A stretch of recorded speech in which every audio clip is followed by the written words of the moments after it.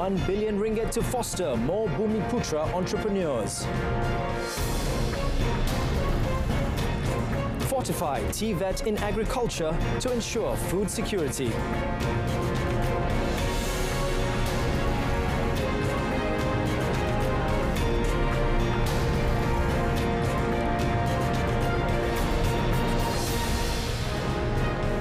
Salam Malaysia Madani, I am Daryl Baptist and I hope you're having an enchanting night wherever you are. You're now watching Malaysia Tonight. The government is set to allocate a substantial fund of 1 billion ringgit to foster a new generation of Bumiputra entrepreneurs in high-growth sectors. Prime Minister Datuk Seri Anwar Ibrahim said the fund will be managed by government-linked investment companies or GLICs. This initiative comes in response to calls for the establishment of a Bumiputra Transformation Acceleration Fund during the three-day Bumiputra Economic Congress, KEB, which started on 29th February. Sebab itu, saya mau mempertanggungjawabkan melalui GLIC dan GLC ini. Satu dana besar khusus bagi pembinaan penzahiran generasi usahawan Bumiputra. 1 bilion ringgit diluluskan. Kita mesti mampu mencipta lebih banyak usahawan Bumiputra. The Prime Minister also pointed out that Malaysia has the capability to cultivate more successful Bumiputra entrepreneurial ventures akin to Las Kopek, Animonsta and Aerodyne, which has made significant strides in the global market with its drone services. The government has announced that Pelaburan Hartanah Berhad, or PHB, and Pemodalan Nasional Berhad, PNB, have been entrusted to lead and drive commercial development in Malay Reserve properties. According to Prime Minister Datuk Seri Anwar Ibrahim, this initiative would proceed with the Madani housing scheme on Malay Reserve land, targeting the development of 2,500 affordable housing units immediately. Ini termasuk Pelaburan Hartanah Berhad telah membangunkan umpamanya sebagai contoh Hospital Pakar KPJ itu di tanah Reserve Melayu di Sungai Penchala. Ini satu contoh yang baik dan kita akan teruskan segera dengan skim perumahan madani di tanah Reserve Melayu dengan sasaran membangunkan 2,500 unit mampu milik dalam keadaan segera. In order to increase the amount of Malay Reserve land, Datuk Seri Anwar said 20 hectares from the Bandar Malaysia project in Kuala Lumpur would also be set aside to build affordable homes for the community. The Economy Ministry has called on the Bumiputra middle class to change their role to value creating from value adding to help the national economy. Minister Rafizi Ramli said the empowerment of the Bumiputras will only be successful if they have control and ownership of the economy. Accordingly, he suggested that Bumiputras who have been successful in their respective businesses become financiers for Bumiputra-owned startup companies.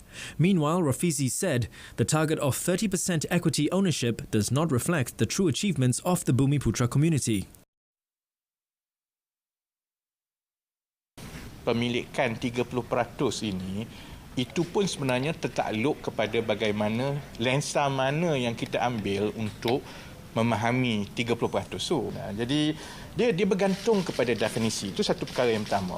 Yang kedua ialah kerana trend pemilikan equity, kaedah untuk memiliki equity sekarang ni sebenarnya sangat berbeza berbanding dengan tahun 70-an dulu masa mula-mula sasaran 30% itu ditetapkan.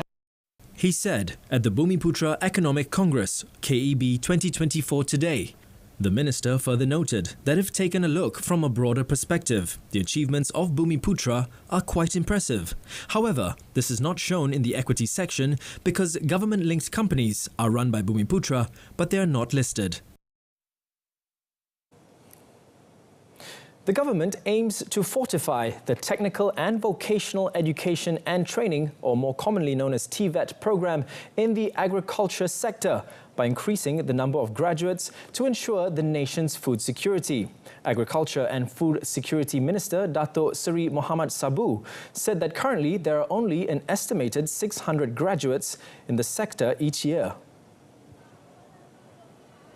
He emphasized that the ministry aims to not only attract more students to pursue agricultural studies, but also encourage graduates from diverse disciplines to actively contribute to the sector.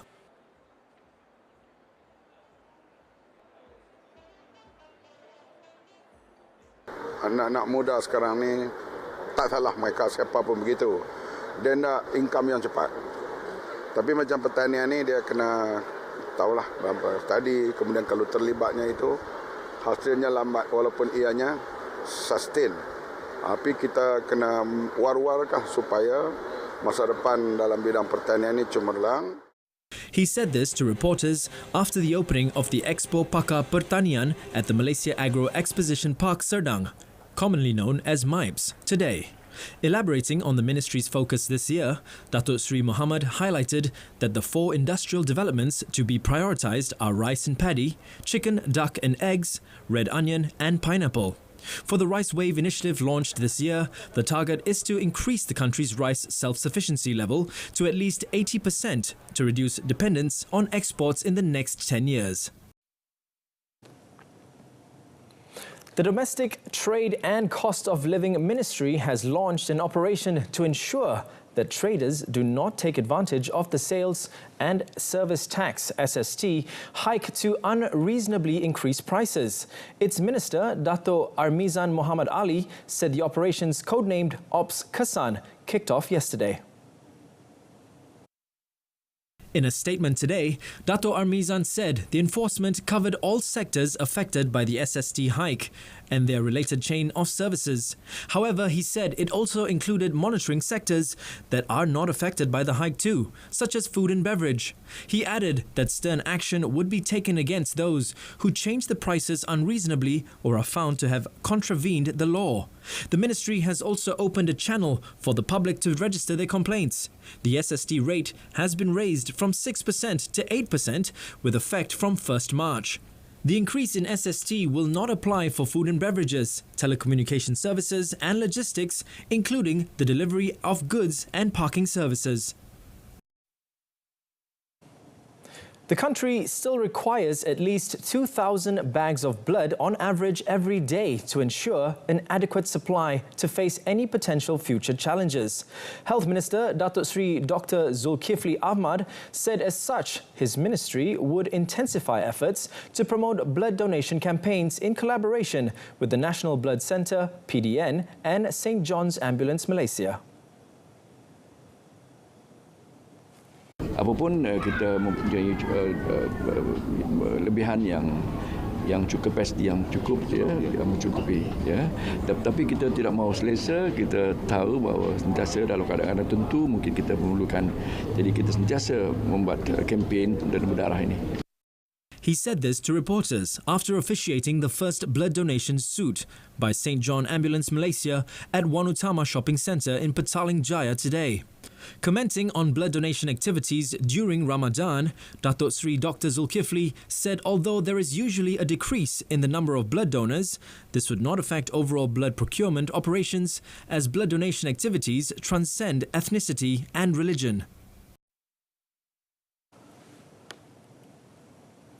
The idea of having a hospital equipped with an integrated 5G network and its emerging technologies is something Malaysia could leverage on to enhance patient treatment and teaching capabilities.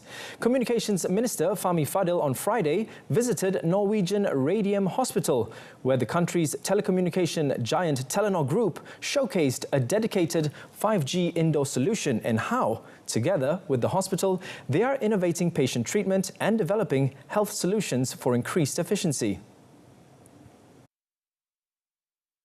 The idea behind it is to bring the hospital to the patients, not necessarily to take patients to the hospital.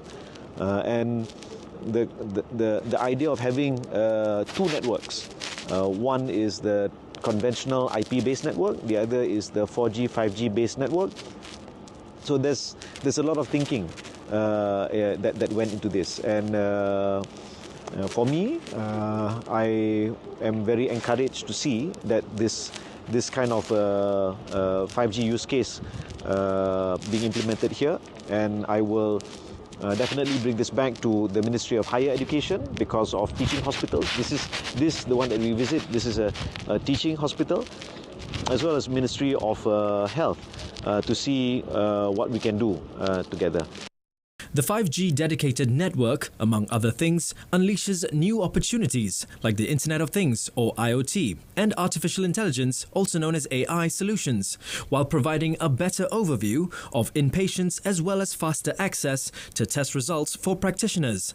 Meanwhile, commenting on his working visit to Norway, Fahmi said that further engagement is needed with partners across the world, such as with Telenor, to learn better ways of using new and emerging technologies.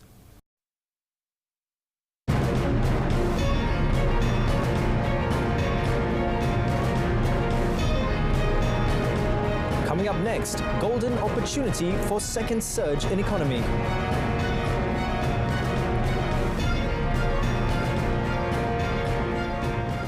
Political stability, far-sighted economic policies and the green transition provide a golden opportunity for a second surge in the country's economy after the first jump made in the early 1990s. Investment, Trade and Industry Deputy Minister Liu Chin-tong said the competition between China and the United States has pushed investments into the Southeast Asian region, and that made Malaysia play an important role in attracting investors. He said when investors do calculations, they know Malaysia has good logistics, a fair common law framework, and many workers who are fluent in several languages in addition to being well educated. He added that Malaysia have the opportunity to take a second leap forward. The first jump was successfully made in the early 1990s, resulting in a positive economic growth, job opportunities, higher wages, and an improved standard of living for the people. Liu, who made these comments on his blog recently, added that Malaysia do not need to compete with neighbouring countries such as Vietnam and Indonesia to attract investments because the strength of the country's economy has put Malaysia at a level almost on par with Singapore. He noted that perhaps it would be better if the country can establish cooperation through vertical integration with Vietnam and Indonesia. This is because if there is a need to compete with neighbouring countries, workers in Malaysia have to be paid low wages. Some good news for businesses. Up to 77% of all companies stand to benefit from a proposal by which more businesses will be exempted from compulsory audits of their accounts. Small and Medium Enterprises Association Chairman Dato' William Ng said a proposal by the Companies Commission of Malaysia to raise the exemption threshold would save micro and small enterprises considerable time and costs and promote greater efficiency at all levels of the economy. The proposal is to allow audit exemption to companies with revenue or assets of up to 3 million ringgit or a headcount of 30. The current rules provide exemption for dormant companies and those with revenue below 100,000 ringgit, assets below 300,000 ringgit and with 5 or fewer employees. Dato' Ng said the proposed exemption would provide companies with the freedom to decide based on their business requirements. The Commission recently published a consultative document to propose the new audit exemption criteria for private companies and is seeking public feedback by 8th March. Based on the proposal, any company meeting any 2 of the 3 criteria would no longer be required to hire an external auditor to audit their accounts, but will still be required to prepare financial statements for taxation and financial planning purposes.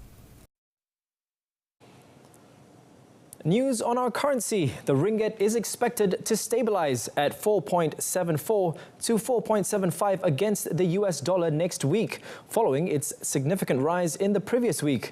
Bank Muamalat Malaysia Berhad Chief Economist Muhammad Afzanizam Abdul Rashid said that markets will be watching for the US non-farm payrolls or NFP data closely next week, with consensus estimates pegging it at 188,000 for February.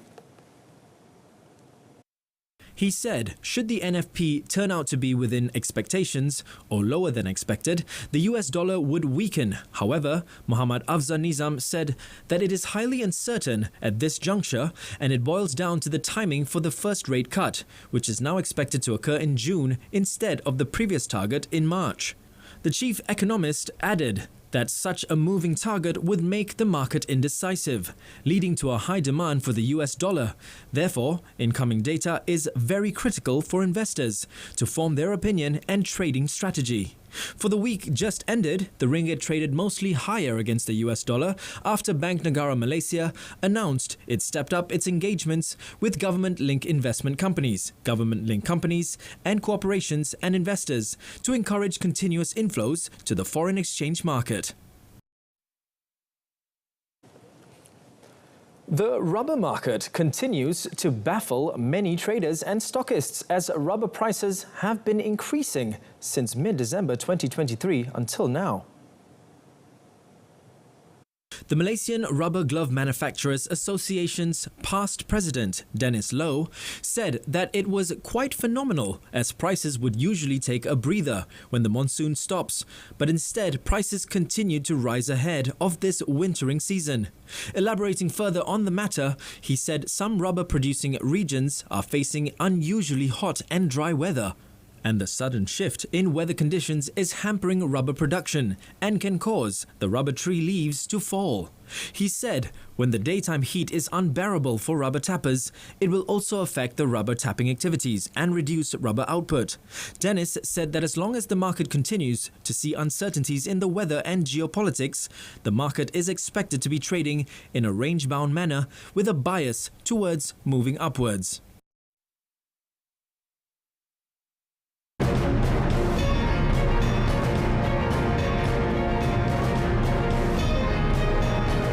Still ahead, 19 injured as car drives into crowd.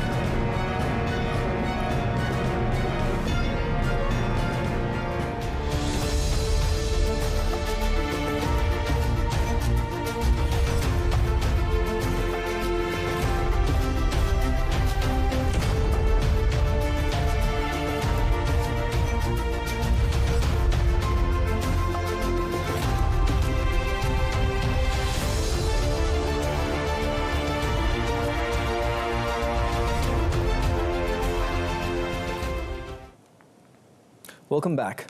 A driver who ploughed his car into crowds on a street Friday in the Polish city of Szczecin, injuring 19 people, including 6 children, was undergoing psychiatric treatment. Police said ruling out terrorism. Police Deputy Superintendent Marek Jazan said early investigations into the incident showed that the person has been undergoing psychiatric treatment for over the past 4 years. He revealed police and prosecutors were seeking to determine the motives of the person, but that a terrorist act could be ruled out. The perpetrator was a 33-year-old Polish citizen residing in Szczecin. Witnesses said the car arrived at high speed and hit people waiting for a tram in the center of the northwestern city. The motorist continued for another kilometer before crashing into 3 other vehicles, injuring the drivers. The man was then detained. Among the injured were 6 children, where 2 of them were in critical condition. 15 were eventually taken to hospital. Szczecin police spokesman Paweł Pankau said there was no indication that the suspect had been drinking alcohol or consuming drugs.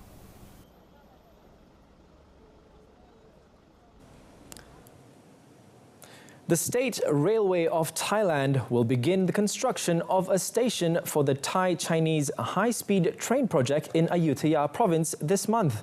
This is in parallel with the laying of the tracks between Mapkabau and Tanongjira Junction, also in Ayutthaya. According to Deputy Transport Minister Surapong Piachot, Surapong and his team were in Ayutthaya on Friday to inspect the track laying progress. Conservation groups have, however, voiced opposition to the station project, claiming that it will threaten the UNESCO World Heritage Site in Ayutthaya.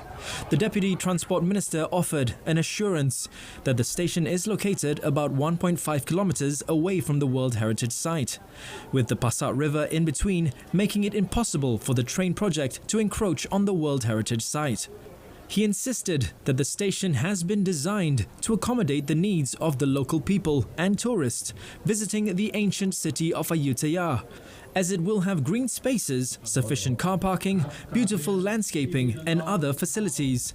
The State Railway of Thailand, or SRT, in cooperation with the Faculty of Archaeology at Silpakorn University, has conducted a heritage impact assessment of the high-speed train project, the first study of its kind to ease concerns over any possible impacts on the ancient city.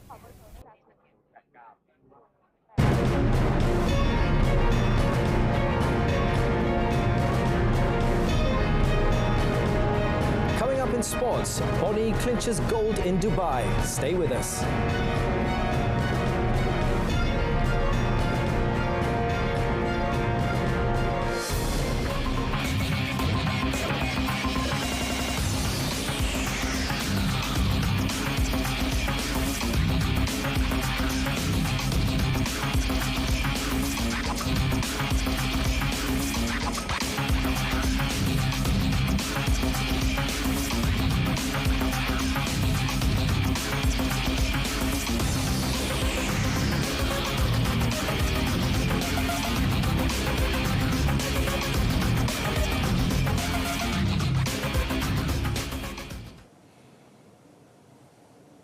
Hello again. Malaysian powerlifting fans have a reason to rejoice as our champion Bonnie Banyao Gustin once again brought honour to Malaysia on the international stage by clinching the title at the Para Powerlifting World Cup 2024 in Dubai, United Arab Emirates or UAE on Friday. The Tokyo 2020 Paralympics champion secured the gold medal in the 72 kilograms category with a best lift of 218 kilograms on his third attempt, according to the World Para Powerlifting. In his first attempt, the 24-year-old from Sarawak successfully lifted 210 kilograms, followed by 216 kilograms on his second attempt. The competition among 11 participants witnessed athletes from Great Britain, Mark Swan, lifting 213 kilograms, and Hu Peng from China, lifting 211 kilograms to secure silver and bronze respectively. This marks Bonnie's third gold medal in the prestigious championship after winning it in two previous editions in 2021, held in Dubai and Bangkok. National badminton women's singles player Siti Nursyuhaini Azman hopes her success in defending the national under-21 championship title in Kuantan last week will impress coaches and secure her place in the squad for the 2024 Uber Cup in Chengdu, China. Siti Nursyuhaini admits that competing in the 2024 Uber Cup is her main focus this year after making her debut at the 2020 edition in Aarhus, Denmark. Met recently, she said the tournament in Kuantan last week was one of the crucial tournaments for her to prove herself to the coaching staff to include her in the squad for the 2024 Uber Cup. The 19-year-old player, who represents the Badminton Association of Malaysia, commonly known as BAM, retained her under-21 title by defeating Lo Ziwei of Selangor 21-12, 21-17. The 2024 Uber Cup is scheduled to take place from the 28th of April to 5th of May. At the Uber Cup 2020, Siti Nursyuhaini played once with the national team and lost to China in Group D. She's also hoping to take part in the Vietnam International Challenge 2024 from 12th to 17th March in Hanoi. Currently ranked 255th in the world, she aspires to be among the 150 best players in the world by the end of this year.